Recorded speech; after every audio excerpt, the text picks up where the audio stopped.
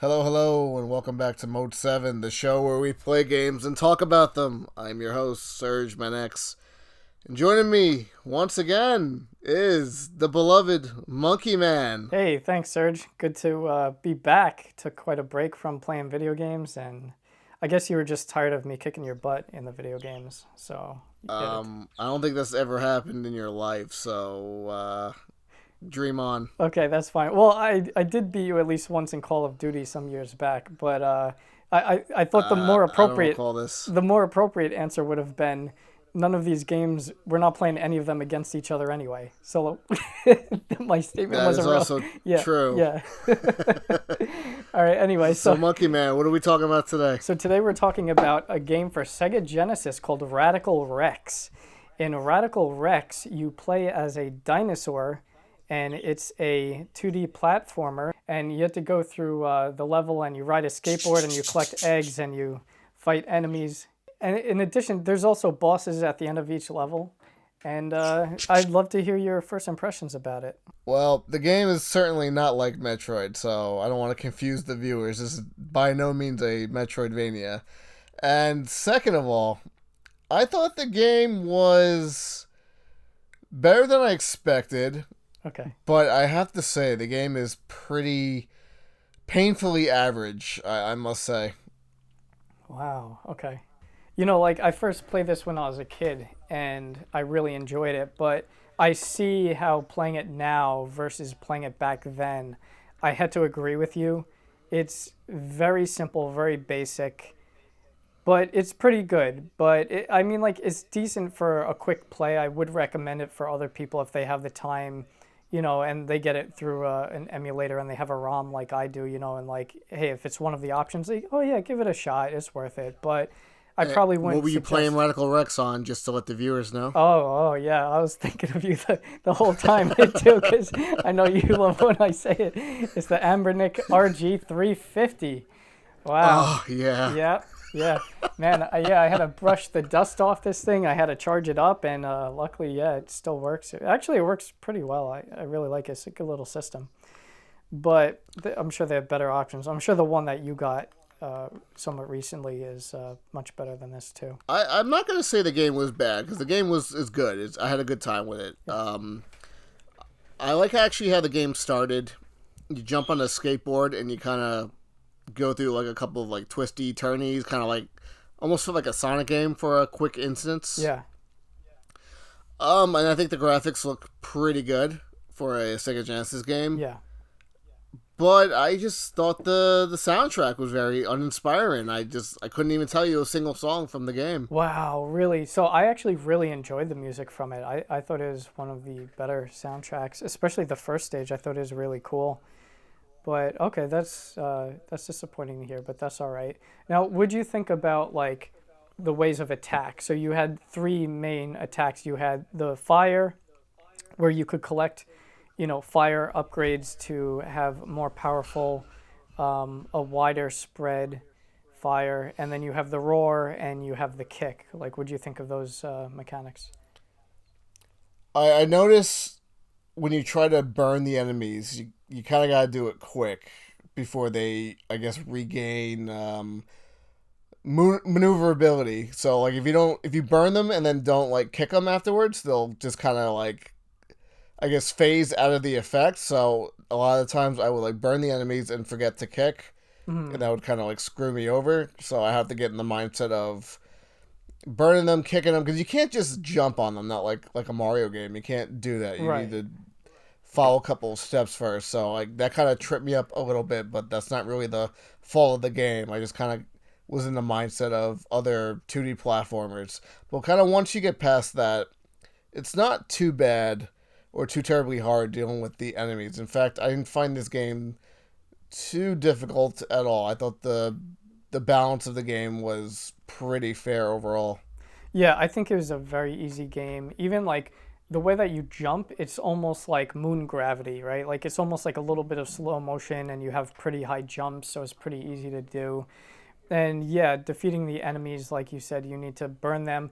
It's like depending on the enemy, you could burn them, it might take 3 to 5 times or something like that. And then they get like burnt, but it's almost like they freeze, right? And then like in that Right. freeze movement is where they turn kind of like a reddish color, crimson, and then you need to kick them to destroy them. And yeah, there were quite a lot of different types of enemies. There was like the porcupine guy. There was the one in the purple one in the shell, and then you had there was kind of like a roadrunner type guy, like that was a little raptorish, and then you have like some other ones, but then you also had some just like non-playable enemies. I don't know what you would call them. Just like the flies that are flying around constantly, or like the little dinosaur-looking guys, the chicken-looking guys. They're more like background elements, I would say, to the game. Kind of, yeah, but you could still burn them, so you could still interact with them a little bit. But yeah, it's not like you don't get life from them or any power-ups or anything. They're there just to add an extra element or something. But I thought that was kind of neat. Right. And what I also do like about the game is the environments are pretty varied, considering it's a prehistoric game. You really can't do too much with that theme, but they managed to, I feel like, add enough variety to each of the different levels so you don't feel like you're playing the same stage over and over again. Well, yes and no, because what it turned out was the first three stages are like mirrors of the last three stages. So it's almost like you go backwards. But yeah, I do like how the stages were. I liked how the forest one was like the first one, and then the space one was next. It was like the end of the world, the apocalypse. It was like space plus like bones, and I thought that was a really interesting way to do that level too, where you're climbing about on all types of dinosaur skeletons and stuff. That was really neat. And then you go into the belly of a dinosaur. Like that's very unique and original as well. That now you're fighting your way through the digestive system essentially of a dinosaur. That was kind of cool. Yeah, I think stuff like that is pretty interesting for the game. Makes it a little unique, stands out from the other games. Yeah. What do you think about the boss fights? Honestly, they were pretty basic. I wouldn't say they were too challenging. Sure. I wouldn't say they're memorable either. I couldn't even, like, I wouldn't stack them up against other boss fights from other Sega Genesis games. Mm. Like, I think a lot of the Sonic boss fights are way more memorable. There's a game on Genesis called Decap Attack. I thought those boss fights were more memorable than Radical Rex. Sure. Contra, Hard Corpse, those boss Mm. fights were absolutely memorable. So Hmm. I'll never look back on Radical Rex and be like, damn, that game had such great boss fights. Yeah, sure. Yeah, I mean, like I said, looking back and playing it more recently, I really do think it is geared more towards being a kid's game with the simplicity and the mechanics and how the boss fights were. But yeah, I think a decent overall play. What do you think the game would need more of to make it a better game? Hmm, I would say, well, the music, I think if the soundtrack was better, I think the game would be more memorable. At least, like, if I hear a song, I'm like, oh yeah, that's definitely Radical Rex. Mm.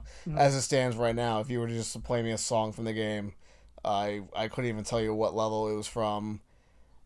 I think maybe the boss fights add a little more spice to them instead of it being as simplistic as it was. Hmm. And maybe some additional power ups for Rex, something that's, I don't know, maybe takes more advantage of his dinosaur, I guess, abilities. His dinosaur That makes any abilities. sense? Yeah, yeah. Yeah, I don't know. Yeah, I mean, there was like rarely you would see like this. It looks kind of like a target, like a dot with like circles around it, and that was supposed to be like invincibility, where if you get that, then Rex flashes for I don't know 5 seconds or 7 or however long the invincibility lasts for, and even that it was very weak, and it was kind of like it was so randomly in there, it seemed pointless. I don't really know, but I liked his roar feature. Did you ever use the roar? I don't think I have actually. I Okay. can't. I don't recall using Yeah, that. so there are little things that you could collect. The fire symbols to build up your fire meter, and then the roar one. It looks kind of like a sonar type symbol, something like that. Right, And then so right. if you collect enough of those, if you hold A and kick at the same time, he roars. And what that does, Oh, yeah, and so it's is based off of like the meter. So if the meter's full and you do it for like a second, it will drain it only a little bit. Or you could hold it for like 5 seconds if the meter's full and it would drain the whole thing. And so when you do the roar, it kills all enemies on screen. oh, interesting. Yeah, so you might have missed that feature. I think I missed that. Yeah, I missed a big feature on that apparently. Yeah. It's like his special attack, you know. What do you think about the bonus stages? There were bonus stages. If you collected 80 eggs or more in the level, then you go to the bonus stage. Yeah, unfortunately, I only entered the bonus stage once, Okay. and I failed at it, and I never got enough eggs to re-enter the bonus stages, so I Okay. kind of just like gave up on trying to do that. Yeah, okay. Yeah, I mean the bonus stages they're all basically the same thing. It does really quite remind me of Sonic a little bit though, like you said, with like the running, collecting the eggs and stuff, and then like the loop de loops, you know, except you're on a skateboard, and then with the bonus stages, that's kind of like the Sonic one where he's like in the checkerboard with like the pinball type thing. It's like it was almost a little bit similar to that bonus stage. I'm curious if they kind of took some of the plays out of Sonic's playbook or not, but I'm pretty sure they did, and plus they have to make the game. You know, it's a '90s game, so you know they gotta make it all radical and cool yeah, and bad. Like Radical Rex has, you know, the attitude. You know, you yeah, don't want to cross that guy. yeah. So and then they have a two-player mode where you could play with Rex, and then there's a female dinosaur as well. I'm not sure what her name is, but Yeah, she's hot though. I will say. oh damn. Well, okay, Yeah. all right. You do some prehistoric boning. I don't know. Hell yeah. Yeah. All right. Well, on that note, any any last remarks?